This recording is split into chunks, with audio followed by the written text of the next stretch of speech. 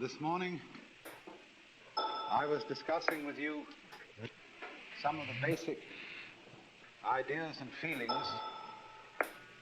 of Chinese philosophy, and in particular Taoism, which underlie the development of Zen Buddhism and which underlie the whole Chinese attitude to life, to nature, and to art. And I suppose of all these ideas that I discussed with you in the morning, the most important was the one of the mutual arising of things. That is to say, that you and your world go together in the same way as bees and flowers, but that we are not brought up in, at any rate, our culture to feel this. We don't have a sensation of it. We have instead a sensation of confronting the world, of nature, as something alien, something outside, into which we come, rather than out of which we come. But it's possible so to change your everyday consciousness that you feel yourself as something that the universe is doing. It's as if you changed your center of gravity, your center of operations, from that little man inside the head, called the ego, to the whole works doing it. Now then, what I want to do this afternoon is shift from Taoism later on in time to the introduction of Buddhism into China and the birth of Zen, and to see what Chinese Zen is.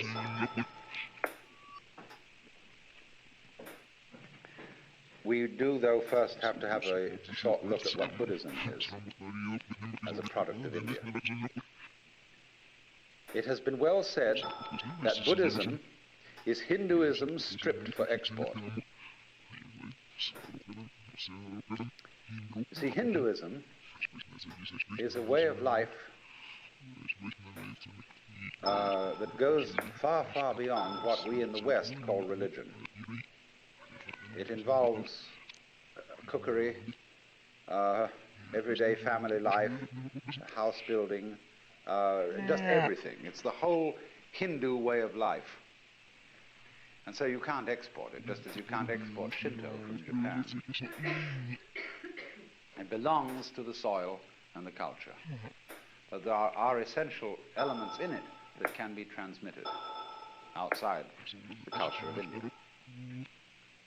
And Buddhism was one of the ways of doing just that. So one might say simply this, to try and sum up what Buddhism is about. The word Buddha is derived from the root Bud in Sanskrit, B-U-D-H, which means to be awake. So the Buddha is the awakened man, the man who woke up. What does he wake up from? Obviously a dream. And what kind of a dream is this? Well, I would call it a state of hypnosis.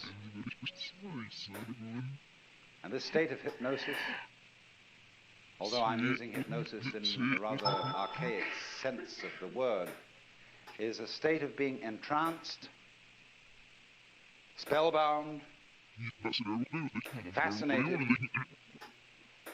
and this is called in Sanskrit avidya. A-V-I-D-Y-A. Vidya is knowledge in Sanskrit, and it is the root from which we get videre in Latin, to see, and so vision in English. So putting the A in front of it means non. Avidya, not seeing. Ignorance, ignorance. I was discussing that this morning. Where you see, but you ignore everything that you're not looking at. When you put the beak of a chicken on a white chalk line, And the chicken is fascinated with that and can't get away from the chalk line. That's avidya. So in the same way, our beaks were put on a chalk line. When we were hypnotized into the notion of attending to life by conscious attention alone, by the spotlight to the exclusion of the floodlight. So we began to imagine that we were separate individuals. What is called in Buddhism Sakhaya Drishti, the view of separateness. And a Buddha is one who has overcome that. He is awakened from that illusion, from that state of hypnosis, and he knows that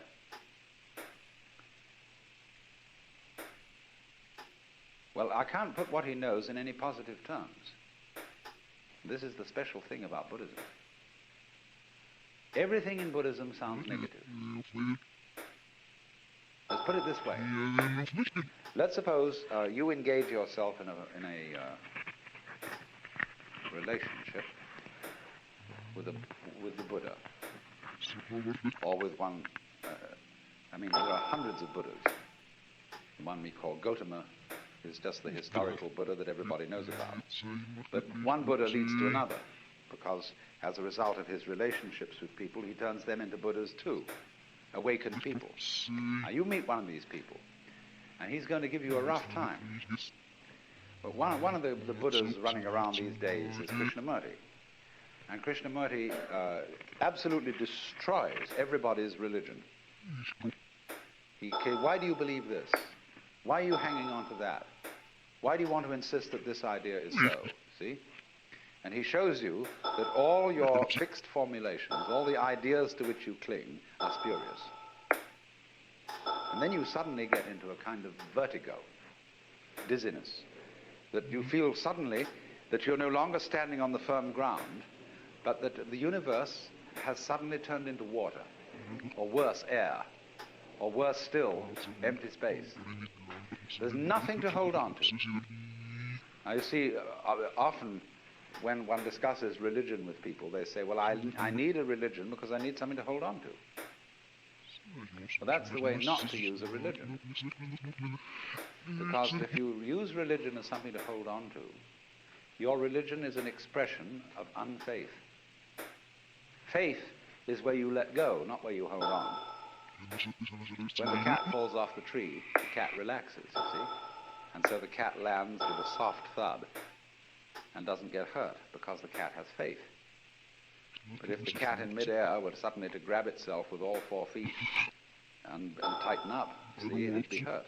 And that's what people do when they say, rock of ages cleft for me, let me hide myself in thee. They want something to hold on to, you see? And that is unfaith. So the method of Buddhism, it's called the Dharma, doesn't mean the law, it means the method. The method is to knock the stuffing out of you, to take away everything to which you cling, to cleanse you completely of all beliefs, all ideas, all concepts of what life is about, so that you are completely let go. So Buddhism has no doctrines at all that you have to believe in. I don't care what background you come from, whether you're a Roman Catholic or at one extreme or a logical positivist at the other. Both are clinging to something, you see? And so the method of Buddhism is to knock out the underpinnings and say, well, not only do we not believe in anything, we don't even believe in not believing in anything. You know, you crawl into a hole and pull the hole in after you. But in this case, you do the exact opposite of that. That's a defensive move, to crawl into a hole. In this way, you crawl into great space and then pull the space out after you. And to go through this is pretty rough. Because you can do it first to be a merely intellectual level. So you can engage a group of people in a discussion, and you can start, whenever they propose an idea that is their sort of guiding principle of life, you demolish it, show that it doesn't hold water. And step by step you unearth, by talking with them, what are the fundamental ideas they're operating on. Everybody is. Everybody is a philosopher. Everybody has metaphysics, although they may not know what it is, because they've never examined it. But by this method you bring it out, and you demolish it. And this suddenly, what seemed like a very nice intellectual discussion, turns into sheer murder. People get really anxious. They develop all the trembles and the symptoms of extreme anxiety. And so they finally say to the guru, the teacher, well, for heaven's sake, what do you believe in? He says, I'm not proposing anything. Doesn't set anything up. Well, how do you navigate? How do you exist? What's the problem? Because you see, what we're moving from, as I suggested a moment ago, we're moving from a state of affairs where we're accustomed to navigation on land to a state of affairs where we're in the water. And this is very critical for today because the impact of modern science on Western culture has been very similar to this. In Christianity, we sing hymns like How Firm a Foundation and Rock of Ages, Ein fester Burg, a mighty fortress is our God. We've something to stand on. The church's one foundation is Jesus Christ our Lord, you know. And it's